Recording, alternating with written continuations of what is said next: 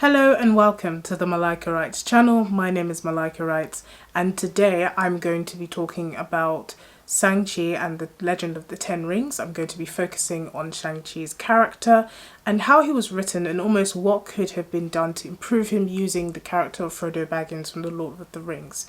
So in this video, basically what I'm going to be doing is just kind of comparing the two characters and sort of looking at what went well with Shang-Chi and what went wrong, and seeing how we can use Frodo to sort of talk about how we could remedy those problems.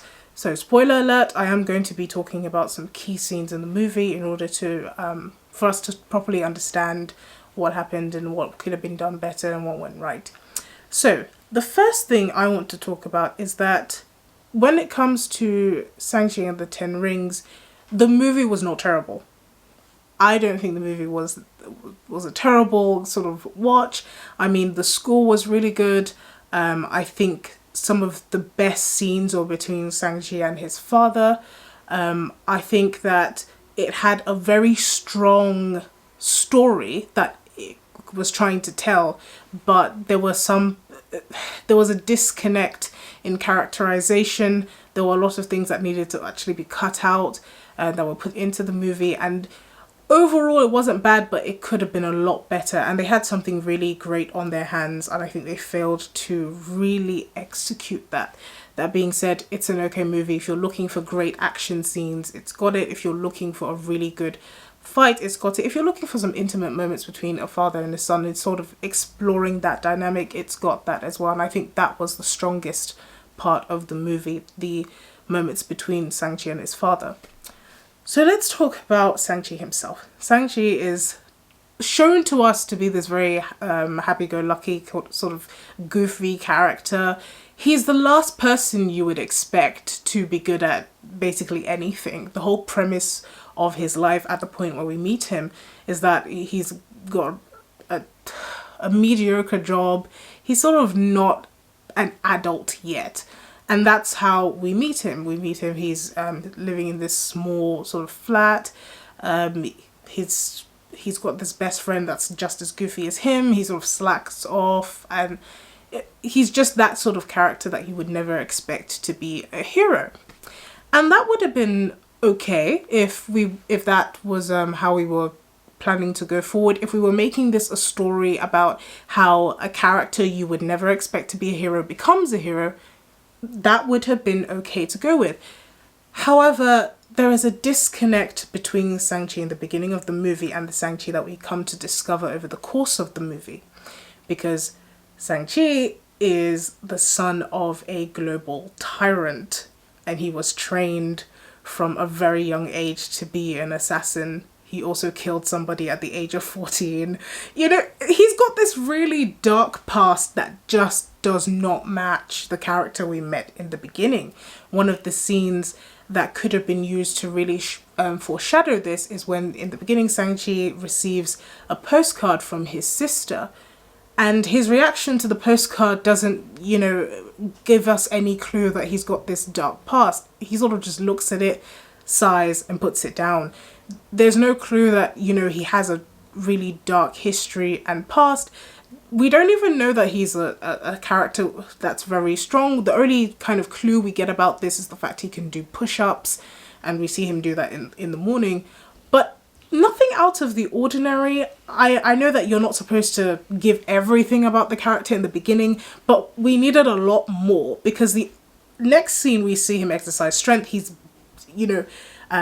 beating villains in a moving bus.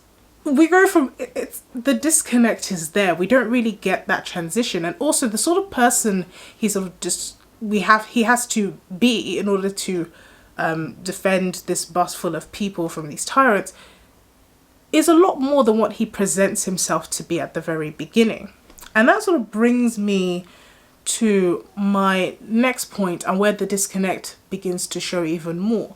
Because the thing is, the movie doesn't do a lot to remedy this as it goes along. In fact, the divide between who Shang-Chi was in the past and who he is now gets even wider, and towards the end of the movie you could see that the writers were struggling to sort of put these very two different people together, and they didn't quite succeed by the end of the movie.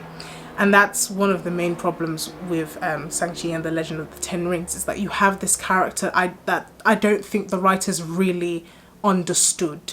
I don't think they knew him very well. So what we have is a character who has a very tragic backstory, and the trauma that from that backstory is extreme. We're talking about someone who took a life at the age of 14. We're talking about someone who witnessed his mum die. At the hands, like, his mom didn't just die from a long-standing illness, his mom was murdered. We're looking at somebody who was trained vigorously, very harsh training. His knuckles bled, he was beaten, bruised. We're talking about someone who has a very traumatic past. And then the character we meet at the beginning is a sort of guy that you just expected to be a bit of a loser at school. There's a very strong disconnect. We get a glimpse during the movie of Shang-Chi as a 14-year-old, and he's so different. The young actor who plays Shang-Chi as a teenager is so tortured, and we really see that woundedness. We really see all that his training and his upbringing has done to him. Whereas adult Shang-Chi is just different. He's not the same person, and it almost makes us question what happened. The only explanation we sort of get for his transformation is his friend Katie, who is / love interest. But we don't really get to see how that came about. So we're left with two very different people to sort of follow. We're following Shang-Chi, the warrior, and we're following Sean, the Asian American, who is kind of a vagabond. Like, that's where the problem comes in. And I think where that could have been remedied is if we saw a lot more glimpses of that earlier on. If we really got to see, maybe if he had a more sober personality. I think when you've gone through that level of trauma, and this is not to say that every single person who has a traumatic experience reacts the same way, but we have to remember that the first job of a movie is to entertain. It's not really to teach us about the various ways people react to trauma. This sounds really bad, but his trauma has to be entertaining. And him being a happy-go-lucky, just carefree, doesn't really want to grow up, skipping responsibilities sort of guy could be a real life response to trauma, but it leaves this wide disconnect between his past and who he is, basically when we meet him at the beginning of the movie. And it makes it very difficult for us to suspend disbelief when he has to go up against his father, because we don't see how Shang-Chi, the valet Parker, the valet could beat this global tyrant, and we have to sort of suspend a lot of disbelief towards the end when he does, and that's one of the main problems with the movie. Now let's go over to Frodo and see how Tolkien dealt with this issue, because when we meet Frodo, and I'm going to be referring mostly to the movie because I know a lot more people have watched the movie. But when we meet Frodo at the beginning of the Fellowship of the Rings, Frodo is similar. He's a happy-go-lucky character. He's very merry. He's like rosy-cheeked, bright-eyed hobbit who's never really had any trouble in his life. You know, the biggest sort of issue he's had is the persistent, annoying behaviour of the Sackville Bagginses. That's really the extent of Frodo's trauma.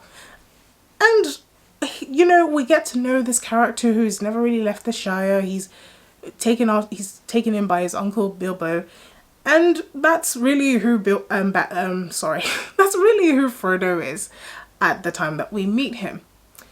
But over the course of the story, we see as he goes through these traumatic events, we see him change. He's not the same person we met. The trauma has a very real effect on his character, and that's the way it's supposed to be. At the end of the day, we're supposed to see this, when something happens, we're supposed to see the effect of it, and we really do see the effect of Frodo's trauma. He becomes much more of a sober character. He smiles less. he becomes more aggressive, he becomes more irritated. We see how it changes him. We also see how he tries to hold on to an essence of who he was before, but he can't, because the more severe the trauma, the more the person you were before it disappears. And that's something that a character has to grapple with. And we see Frodo grappling with that inability to go back to who he was before. That's why he finds almost that's why he almost views Gollum as a comrade. He almost sees his future in Gollum. Gollum both scares him and makes him want to comfort Gollum. It makes him want to trust him, to believe that he can come back, because Frodo himself sees his future in Gollum. That whole relationship between Gollum and Frodo is an effect of the things that Frodo is going through at the time that we are seeing him make his way to Mordor. There is a very real effect. We don't really see that in Shang-Chi, because where we meet him, Shang-Chi has gone through his trauma, and when he comes out at the end, when he supposedly ran away from his father and sort of built his new life, we don't see the effect. In fact, you would never know that he went through that. And I know that they try to almost go like, oh, this tortured past hidden behind a smile, but the trauma was a bit much. If they had dialed back, some of the training and some of the things that he had seen, maybe his personality at the start of the movie would have been appropriate.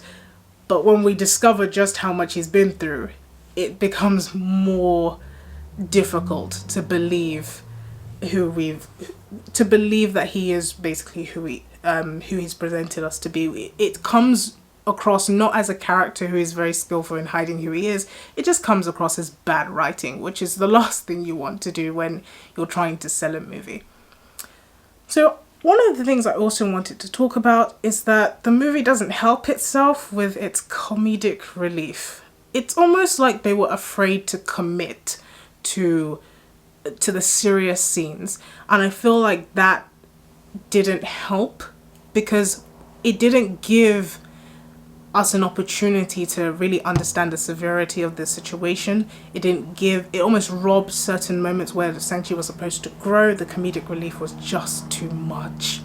It was overdone, and it felt like when a scene was supposed to be serious, for example, when Shang-Chi is telling Katie about his trauma, about what about when he was 14 and how he ran away, that scene is interrupted with comedic relief. That's supposed to be a heavy scene. I remember sitting in the cinema going, why did this happen? I don't understand. It wasn't so dark that you had to cut in with a joke, and to me it just felt like a wasted opportunity for us to really get to this deeper layer. It felt like every time they tried to sort of make that connect, they would interrupt it with a joke, and it didn't make sense. So when it comes to the ending now, so where we meet Shang-Chi, he's already gone through his trauma. So let's compare that to when Frodo has gone through his trauma. When Frodo has saved Middle-earth, he's thrown the ring into the fires of Mount Doom, and he's come back to the Shire. Frodo is not the same hobbit that left. He is very different. He's lost his finger. The wound he received at Weathertop continues to pain him. He is not the same. He's done all this to save the world. He's a hero. He should be able to go back to his normal life, and have his happily ever after, but he doesn't. He is much too changed, and that results in him having to sail into the West. He makes that decision because he can no longer remain in the Shire. He's just seen too much. Some wounds do not heal. Now let's compare that to Shang-Chi. Even at the end of the movie, after he's gone through everything, he's defeated his dad has died, he's gone through this battle against an ancient evil, he goes right back to being the exact same person we met at the beginning.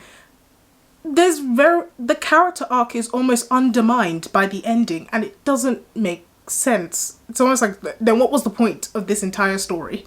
It makes you sit there and go, okay, We just spent over an hour sitting here only for you to go back to the same irresponsible valet as before. Yes, there's a promise that you may, you know, join the superheroes in the Marvel Cinematic Universe, but you're going back to karaoke bars and singing and sort of slacking off and not doing the right thing. That doesn't make sense after everything, and it undermines the entire story, and it's just a case of bad writing. So when we see things like that, it's easy to see why a lot of people complain about movies nowadays, because of these particular things that I've mentioned: the overuse of comedic relief, the characterization that doesn't add up, the way the events are dramatized but never have a real life effect on the characters. These things are what separate a character like Frodo and a character like Shang-chi. And the movie had a lot of promise. There were so many scenes with Shang-Chi and his dad that you could see the writers really sat down and wrote those scenes well, but they were undermined by the other badly written scenes and the lack of characterization as they tried to mesh these very two different characters, Shang-Chi in the beginning and Shang-Chi as a teenager, together, and it didn't work. So what could have made the whole thing better? I think, firstly, we should have seen the effect of his trauma from the beginning. He shouldn't have been such a happy-go-lucky character. I am perfectly fine with him being a valet and not really achieving much in life. I'm perfectly fine with him having a friend like Katie, who's a lot more happy-go-lucky and a lot more carefree. But Shang-Chi himself should have been a lot more sober, because you can't go through trauma like that and come out of the other side and just be able to bounce back and we won't see the real life effect of that. People who go to war never come back the same. That should have been something we saw in Shang-Chi. That should have been something that we saw in his character. We should have seen a more serious, more stoic sort of character, even if you wanted to make him a little bit more lighthearted because you wanted to show the influence Katie had on him. We should have seen a character that was more sober. The second thing, cut the comedic relief. Let Shang-Chi have his deep moments. Let him have the moments of trial and tribulation without having a joke cut into it. That would have given the story a lot more oomph. It would have made us feel a lot more for the character. The third thing is that we should have seen a significant change from the beginning to the end. Shang-Chi should have gone back to a karaoke bar and sort of slacked off instead of getting rest like he was told to. That shouldn't have happened at the end, because you undermine all the events of the movie by making it seem like you can leave that in another world and go back to your life before and everything will almost be the same. That shouldn't have happened. And I think if those three things had been changed, if those three things had actually been sorted out by the writers, the movie would have been 10 times better. There are other things that could have made it better, but for this video, because it's already a really long video, we'll just say those three things. So thank you very much for watching the video. This has been the Malika Writes channel. I hope you like the video. I hope you subscribe and stick around for my other ones. So yeah, have a lovely day. This has been the Malika Writes channel.